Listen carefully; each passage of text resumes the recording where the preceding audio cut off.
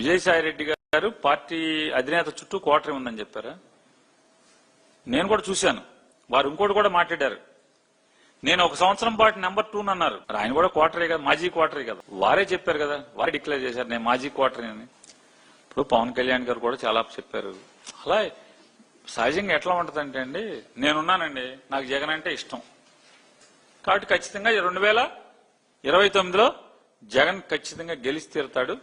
వీళ్ళు ముగ్గురు కాదు, ఇంకొకళ్ళని కలుపుకున్నా కూడా, అంటే ఇండైరెక్ట్ గా ఆల్రెడీ కలిసే ఉన్నారనుకోండి కాంగ్రెస్ పార్టీ. ఈ ముగ్గురు కాకుండా వెనకాల చీకట్లో కాంగ్రెస్ పార్టీ ఉంది కదా, మనకు తెలుసు కదా.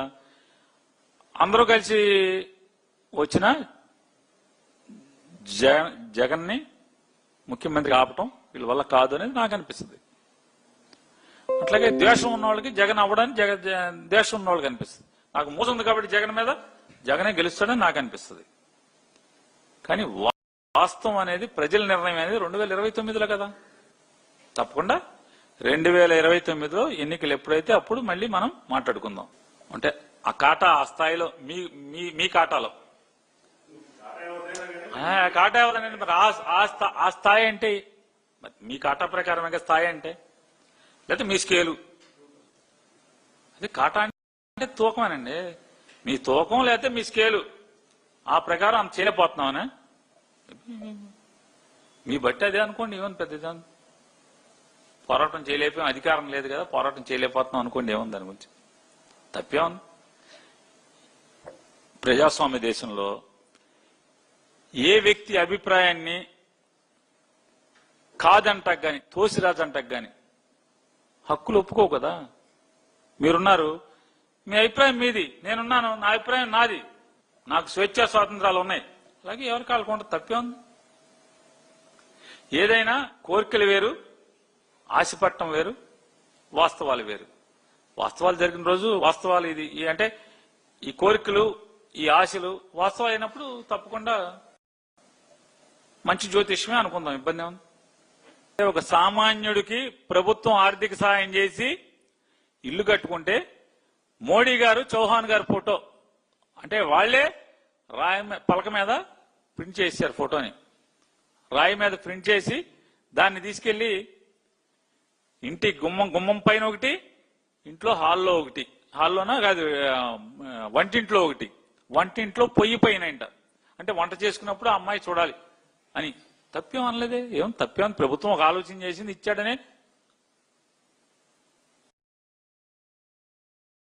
రాయండి మోడీ గారికి ఉత్తరం రాయండి, లేదా ఒక పని చేయండి మీరే.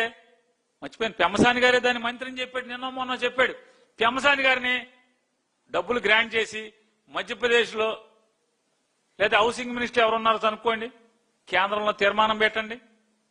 మధ్యప్రదేశ్లో మోడీ గారిది చౌహాన్ గారిది బొమ్మనంతా గీకేయటానికి డబ్బులుగా 15 కోట్లు 20 కోట్లు ఖర్చు పెట్టమని చెప్పండి మోడీ గారికి.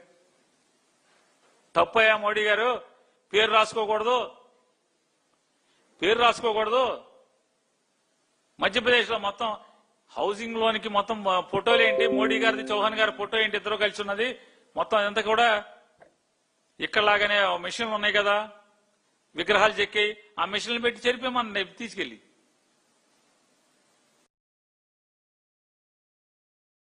ఈ సర్వే అద్భుతం, భారతదేశంలోకెల్లా అద్భుతంగా జరిగింది అని చెప్పి పెమ్మసాని గారు, నా డిపార్ట్మెంటే ఆంధ్రాకి 400 కోట్లు ఇచ్చానని చెప్పి ఆయన చెప్తాడు. కేంద్ర ప్రభుత్వం ఎందుకు ఇచ్చామని చెప్తుంది?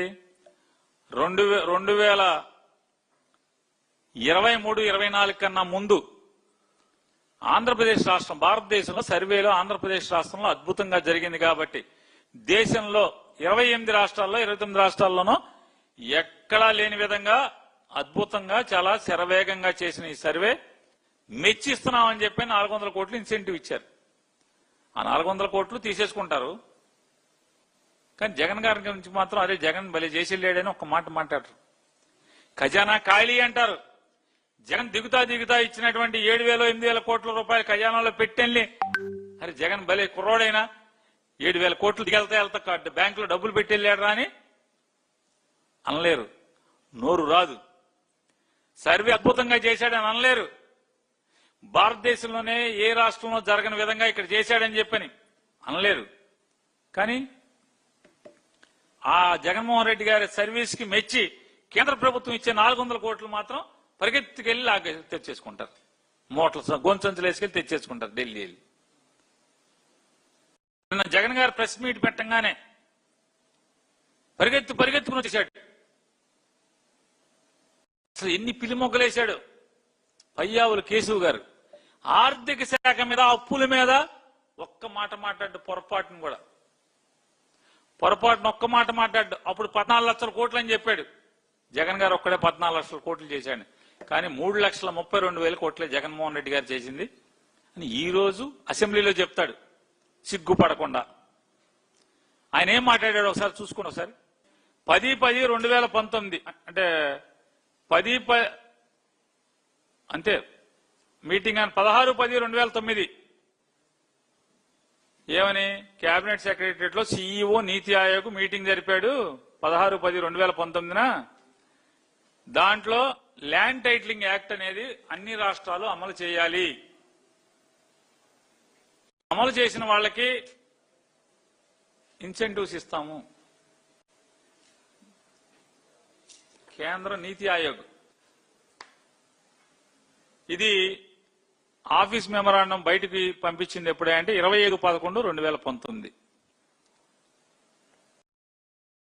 మరి ఆయన అసెంబ్లీలో కూడా నేటి ఆర్థిక శాఖ మంత్రి